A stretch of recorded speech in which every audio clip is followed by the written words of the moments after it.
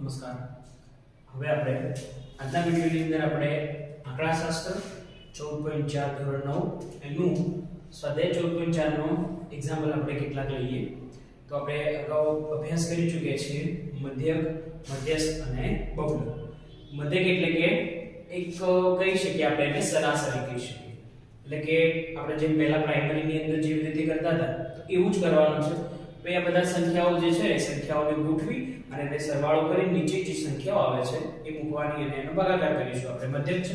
મધ્યસ્થમાં આપણે અગાઉ વિડિયોની અંદર ચર્ચા કરી કે ભાઈ શું કરવાનું છે, તો બધાને ચડતા ક્રમમાં ગોઠવવાના, એના પછી નક્કી કરવાનું કે એકી સંખ્યા છે કે બેકી સંખ્યા છે.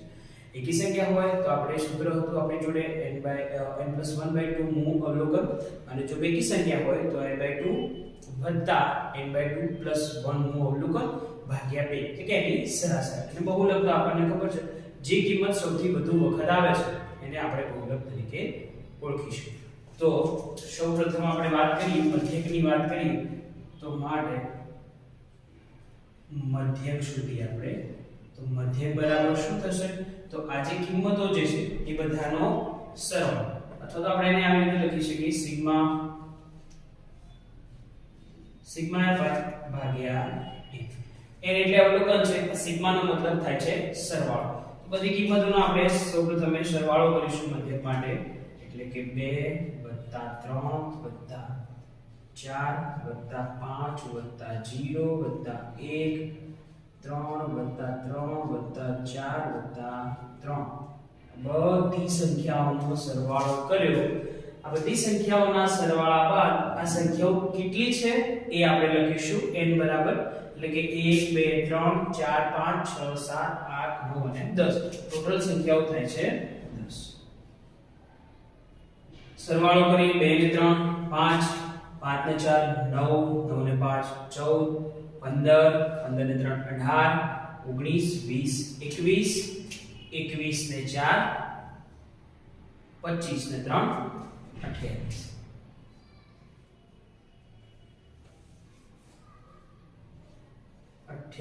ભાગ્યા 10 તો જવાબ આવશે 2. તો માટે મધ્યક આપણને કેટલો મળી ગયો, તો મધ્યક બરાબર 2.8. આ આપણને મધ્યક મળશે.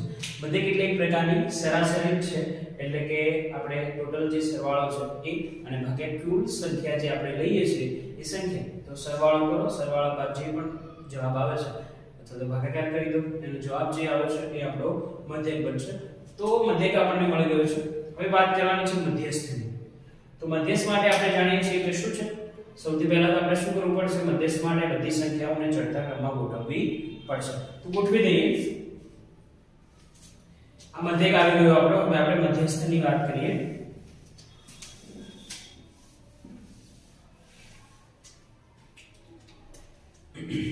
તો મધ્યસ્થ માટે આ જે સંખ્યાઓ છે સૌથી પહેલા તો એના ચડતા ક્રમમાં ગોઠવતા. તો સૌપ્રથમ કઈ સંખ્યા છે 0, એના પછી 1 2 0 1 2 પછી 3 3 3 3 ચાર વખત છે 1 2 3 4 વખત. તો તગડો આવી ગયો છે આપણો. પછી 4 છે 2 વખત, તો 4 4 અને પછી છે 5. તો આપણે કિંમત લખી દીધી. ચાલો આપણે બધી કિંમતોને ચડતા ક્રમમાં ગોઠવી દીધી છે. આમાં તમે જોયું કે ભાઈ કુલ સંખ્યાઓ કેટલી હતી, તો કે ભાઈ કુલ સંખ્યાઓ આપણી 10 છે. જે કેવી સંખ્યા છે, તો કે બેકી સંખ્યા છે. અને જો બેકી સંખ્યા હોય તો મધ્યસ્થ બરાબર આપણી જોડે સૂત્ર શું હતું, તો કે બેકી સંખ્યા માટે મધ્યસ્થનું સૂત્ર હતું n/2 મૂળ અવલોકન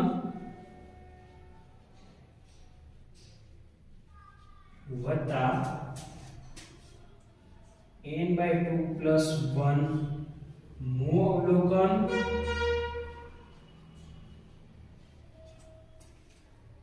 ભાગ્યા 2. આ બંનેની સરાસરીની વાત કરીએ તો n ની જગ્યાએ આપણે 10 લખીશું.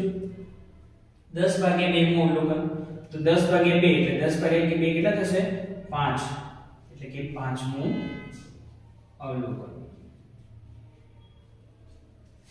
વત્તા n/2 ફરીથી 10 10 ભાગ્યા 2 5 5 વત્તા 1 6 એટલે 6મું અવલોકન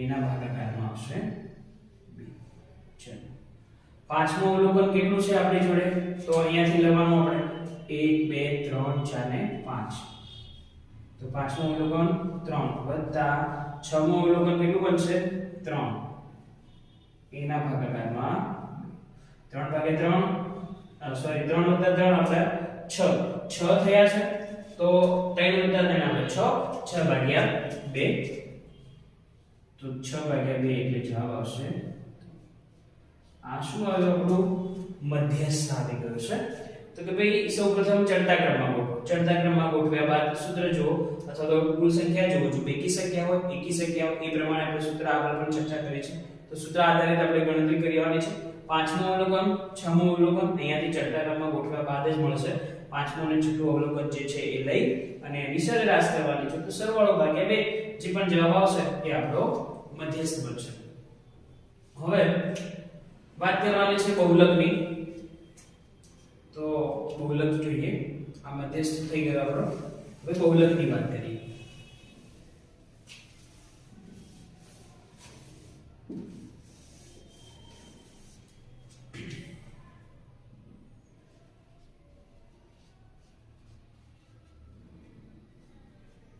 બહુલક એટલે શું તો માહિતીમાં સૌથી વધુ વખત આવતી સંખ્યા એટલે કે સૌથી વધુ વખત પુનરાવર્તિત સંખ્યા જે છે એને આપણે બહુલક કહીએ છીએ તો અહીં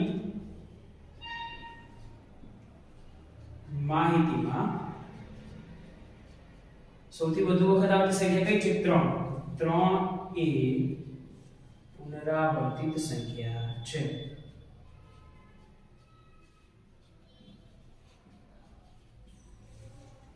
માટે આ માહિતીનું બહુલક શું થશે તો કે બહુલક બરાબર તમે જો 3 કેટલી વખત આવ્યા છે 1 2 3 અને 4 તો 4 વખત 3 આવે છે માટે આ માહિતીનો બહુલક પણ કેટલો થશે 3 થશે સૌથી વધુ વખત જે સંખ્યા આવે છે એને આપણે બહુલક કહીએ છીએ 4 આમાં 2 વખત આવે છે અને 3 4 વખત આવે છે માટે 3 વધુ વખત છે એટલા માટે માહિતીનો બહુલક આપણો 3 આવશે આપણે આના પછી નેક્સ્ટ એક્ઝામ્પલ હવે આપણે એક્ઝામ્પલ 2 તરફ જઈએ તો જેમ આગળ ગણ્યો છે એવો જ એક્ઝામ્પલ છે આમાં પણ મધ્યસ્થ અને બહુલક ગણતરી કરવાની છે તો જો સૌથી પહેલા તો આપણે મધ્યકની વાત કરીએ તો મધ્યકમાં શું થશે બધી સંખ્યાઓનો સરવાળો ભાગ્યા કુલ સંખ્યા તો મધ્યકની વાત કરીએ તો ચલો મધ્યક બરાબર સિગ્મા અને n એટલે કુલ હવે ઉપરની સંખ્યાઓનો સરવાળો છે તો સરવાળો 41 39 48 52 46 62 54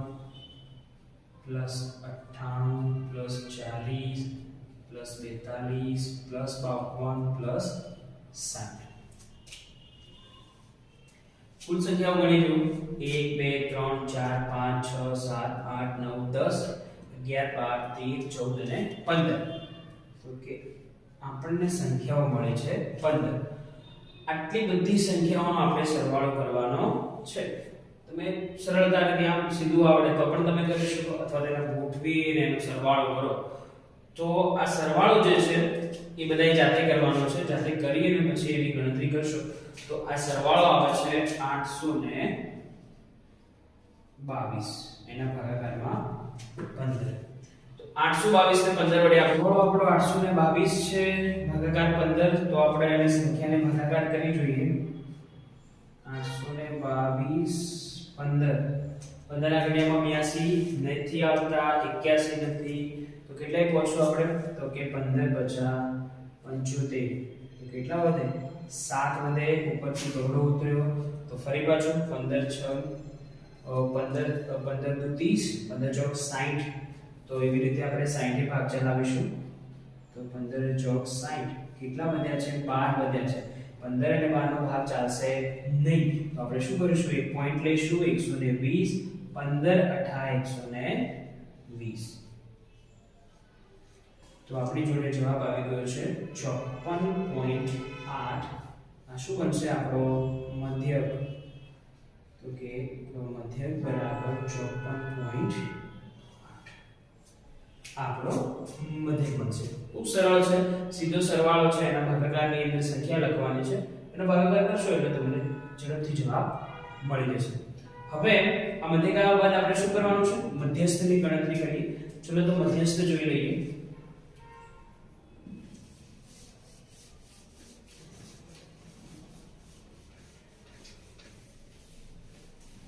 મધ્યસ્થ માટે આપણે સૌથી પહેલા શું કરવું પડે તો સંખ્યાને ચડતા ક્રમમાં ગોઠવવાની છે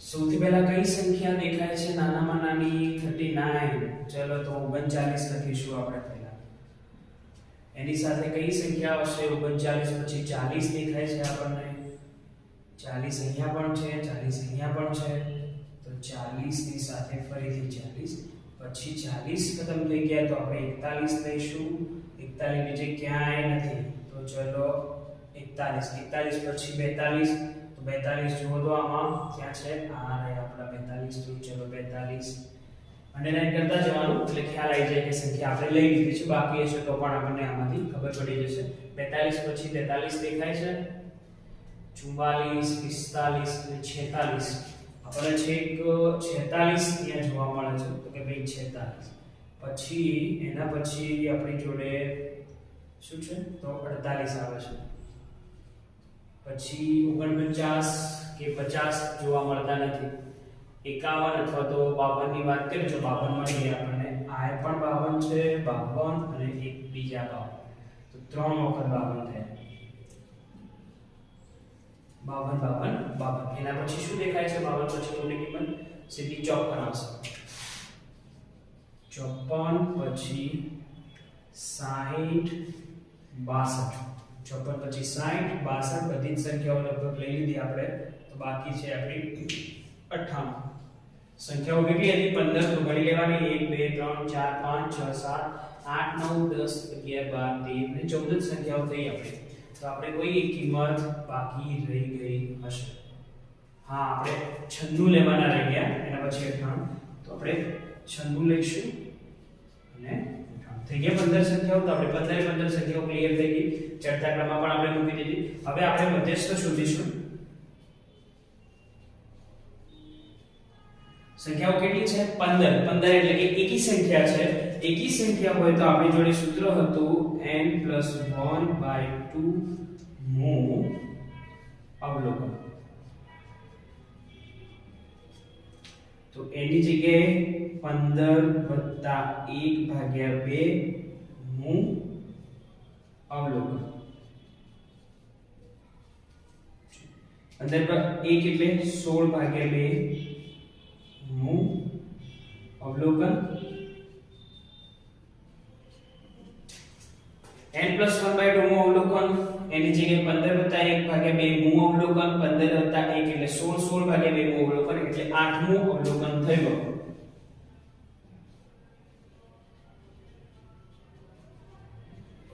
તો 8મું અવલોકન એ આપણો મધ્યસ્થ બને છે તો મધ્યસ્થ બરાબર 1 2 3 4 5 6 7 અને 8 કેટલા છે 52 તો આપણો મધ્યસ્થ બની ગયો છે 52 આપણો મધ્યસ્થ એકી સંખ્યા હતી માટે આપણે એકી સંખ્યા વાળું સૂત્ર લીધું n+1/2 મૂ અવલોકન એની જગ્યાએ કુલ કિંમતો છે એ મૂકો અને પછી એનો સરવાળો 1 ભાગ્યા 2 એ જે અવલોકનનો નંબર આવશે આપણે ચડતા ક્રમમાં ઓલરેડી ગોઠવેલા છે તો ચડતા ક્રમમાં ગોઠવે એટલે આપણને 52 જવાબ મળી ગયો નેક્સ્ટ આપણે જઈએ સીધા જ હવે ચલો મધ્યક પણ આવી ગયો છે મધ્યસ્થ પણ આવી ગયો વધ્યો ખાલી બહુલક તો બહુલક તો બહુ સરળ છે આપણને બધાને ખબર છે બહુલક આપણે કેવી રીતે ગણીએ છીએ તો બહુલક એટલે કે સૌથી વધુ વખત જે સંખ્યા પુનરાવર્તિત થાય છે તો અહીં કઈ સંખ્યા પુનરાવર્તિત થાય છે એટલે કે પુનરાવર્તિત સંખ્યા સૌથી વધુ વખત આવતી હોય એવી સંખ્યા કઈ છે? 52, 52 અને 52. બીજી કોઈ સંખ્યા બે વખત 40 બે વખત છે, પણ 52 એમાં 3 વખત છે. માટે પુનરાવર્તિત સંખ્યા છે 52. માટે આ માહિતીનો બહુલક કેટલો છે? તો કે 52 એનો બહુલક બનશે. આજે આપણે બે એક્ઝામ્પલ લીધા છે. બંને એક્ઝામ્પલ એક જ જેવા હતા. સ્વાધ્યાયના બીજા એક્ઝામ્પલ પણ આના જેવા જ છે. તો તમે ગણવાની કોશિશ કરજો. આપણે નેક્સ્ટ વિડિયોની અંદર એનું પણ સમાધાન લાવીશું. બહુ સરળ છે. મધ્યક એટલે સરવાળો ભાગ્યા એનું કુલ અવલોકનો. મધ્યસ્થ એટલે ચડતા ક્રમમાં ગોઠવ્યા બાદ એકી સંખ્યા હોય તો એકી સંખ્યાના સૂત્રનો ઉપયોગ કરીએ, બેકી સંખ્યા હોય તો બેકી સંખ્યાનો ઉપયોગ કરીએ. એના આધારે આપણને મધ્યસ્થ મળશે. બહુલક તો ઈઝી છે કે ભાઈ સૌથી વધુ વખત જે સંખ્યા આવતી હોય પુનરાવર્તિત સંખ્યા એને આપણે બહુલક કહીએ છીએ. તો આજના વિડિયોમાં આપણે આટલું જ લઈએ. નેક્સ્ટ વિડિયોની અંદર આપણે સ્વાધ્યાયના બીજા એક્ઝામ્પલ ગણીશું.